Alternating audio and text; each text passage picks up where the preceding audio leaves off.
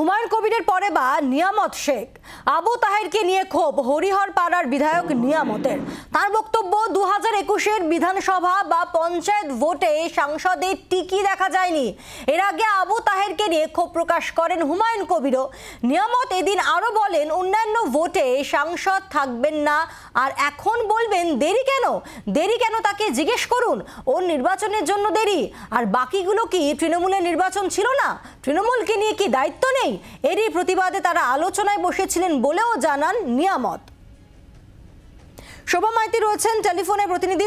শোভা, হুমায়ুন কবিরকে আমরা দেখেছিলাম এক সময় আবু তাহেরকে নিয়ে ক্ষোভ প্রকাশ করতে, এবার তো আরো একজন বিধায়ক নিয়ামত, তিনিও ক্ষোভ উগরে দিলেন। তাহলে কি কোথাও লোকসভা ভোটে মুর্শিদাবাদকে নিয়ে একটা চিন্তা বাড়ছে দলের? দেখো, একেবারেই তাই। মুর্শিদাবাদ আমরা দেখেছিলাম কিছুদিন আগেই হুমায়ুন কবির তিনি বহরমপুর লোকসভা কেন্দ্রের ইউসুফ পাঠান প্রার্থী হওয়ার পর কার্যত তিনি বেঁকে বসেছিলেন এবং দলের বিরুদ্ধে কার্যত বিদ্রোহ ঘোষণা করেছিলেন, এবং পরবর্তী সময় শীর্ষ নেতৃত্বের হস্তক্ষেপে কিন্তু ইউসুফ পাঠানের সঙ্গে এক মঞ্চে হুমায়ুন কবিরকে দেখা যাচ্ছে। কিন্তু নিয়ামত শেখ তিনি মুর্শিদাবাদ লোকসভা কেন্দ্রে তার যে প্রার্থী অর্থাৎ আবু তাহের খান, তার বিরুদ্ধে কিন্তু তিনি গর্জে উঠেছেন, এবং এটা কিন্তু দলের মধ্যে বেশ কিছুদিন ধরেই একটা গন্ডগোল চলছিল দলের অন্দরে, যে নিয়ামত শেখ তিনি আবু তাহেরের হয়ে প্রচারে তিনি বেরোচ্ছেন না, এটা নিয়ে দলের মধ্যে কিন্তু একটা নিজেদের মধ্যে একটা গন্ডগোল ছিল, এবং সেটা আজকে প্রকাশ্যে তিনি সাংবাদিক সম্মেলন করে বলেছেন যে গত নির্বাচনগুলোতে অর্থাৎ বিধানসভা এবং পঞ্চায়েত নির্বাচনে সেই সময় কিন্তু আবু তাহেরকে তারা সঙ্গে পাননি, এবং তার নির্বাচনের সময় অর্থাৎ তিনি যখন বিধায়ক হিসেবে যখন প্রতিদ্বন্দ্বিতা করেন সেই সময় কিন্তু তারা আবু তাহের খানকে পাশে পাননি। এবং আবু তাহের খান যে বিভিন্ন মহলে এই মুহূর্তে প্রশ্ন তুলছেন যে কেন নিয়ামত শেখ তার দলবল নিয়ে এখনো পর্যন্ত ভোটের ময়দানে নামছেন না, সেটা নিয়ে তিনি প্রশ্ন তোলেন। এবং যদিও তিনি আজকে তার কর্মী সমর্থকদের নিয়ে তিনি বসেছেন, এবং তিনি বলেন যে অভিষেক বন্দ্যোপাধ্যায় এবং মমতা বন্দ্যোপাধ্যায়ের কাছ থেকে তার কাছে নির্দেশ এসেছে যে প্রার্থীর হয়ে নয় দলের হয়ে তাকে প্রচারে নামতে হবে, ফলত তারা দলের হয়ে এই মুহূর্তে প্রচারে নামবেন। তবে প্রার্থী নিয়ে যে একটা ক্ষোভ রয়েছে সেটা কিন্তু প্রকাশ্যেই আজকে উঠে এসেছে, এবং এর ফলে কিন্তু তৃণমূলের অন্দরে খানিকটা হলেও অস্বস্তি বেড়েছে। আবু তাহের খানের কিন্তু এই বিষয়ে এখনো পর্যন্ত কোনো বক্তব্য পাওয়া যায়নি। সোমা, আমাদের সঙ্গে থাকো।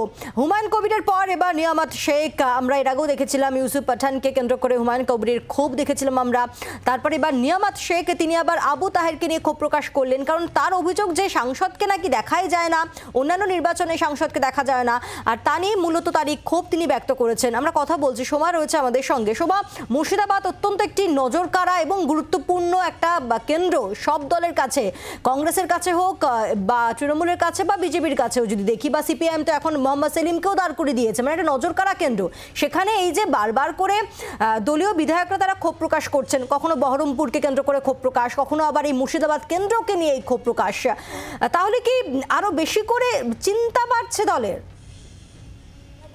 হুমায়ুন কবির এবং নিয়ামত শেখ কিন্তু গত পঞ্চায়েত নির্বাচন থেকেই কিন্তু একাধিকবার তারা বিক্ষোভে সামিল হয়েছেন, এবং বিভিন্ন সময় বিভিন্ন ইস্যু নিয়ে তারা সরব হয়েছেন, এবং তারা বারবার করে যেটা বলতে চেয়েছেন যে দলের তারা অনেক পুরনো কর্মী, দীর্ঘদিন থেকে তৃণমূল কংগ্রেসের সঙ্গে রয়েছেন নিয়ামত শেখ, এবং সব থেকে পুরনো কর্মী, এবং পুরনো কর্মী হওয়া সত্ত্বেও দলের যেটুকু মর্যাদা দেওয়া দরকার তারা সেই মর্যাদা পাচ্ছেন না।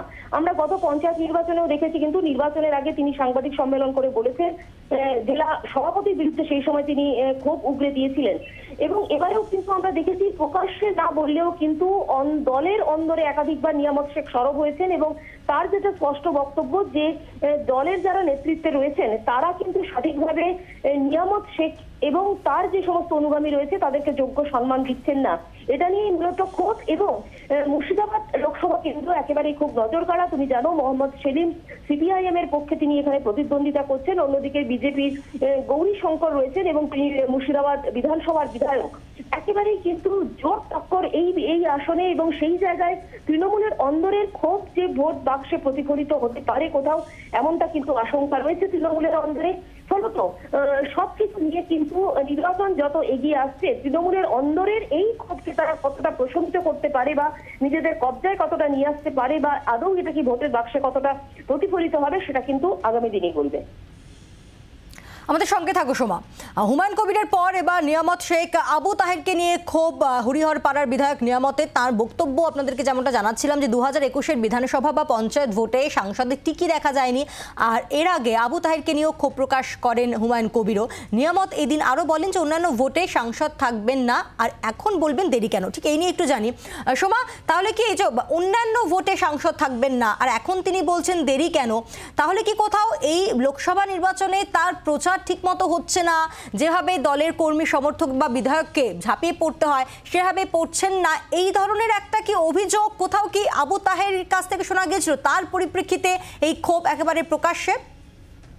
দেখো, দলের অন্দরে বেশ কিছুদিন ধরেই আবু তাহের অনুগামীরা তারা বলছেন যে হরিহরপাড়া বিধানসভার বিধায়ক তার অনুগামীদের এখনো পর্যন্ত সেভাবে ভোটের ময়দানে নামাননি। এটা নিয়ে কিন্তু দলের অন্দরে কিছুদিন থেকেই কথা চলছিল। এবং তুমি জানো, আবু তাহের খান শারীরিক অসুস্থতার কারণে তিনি দীর্ঘদিন অসুস্থ ছিলেন।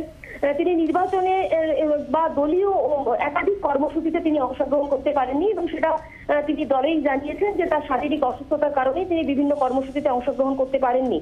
এবং বিধায়ক এই মুহূর্তে যেটা দাবি করছেন যে 2021 সালের তার বিধানসভা করতে তিনি এই এমপিকে তিনি পাশে পাননি, এবং পঞ্চায়েত নির্বাচনের সময়ও কিন্তু এমপিকে তিনি পাশে পাননি।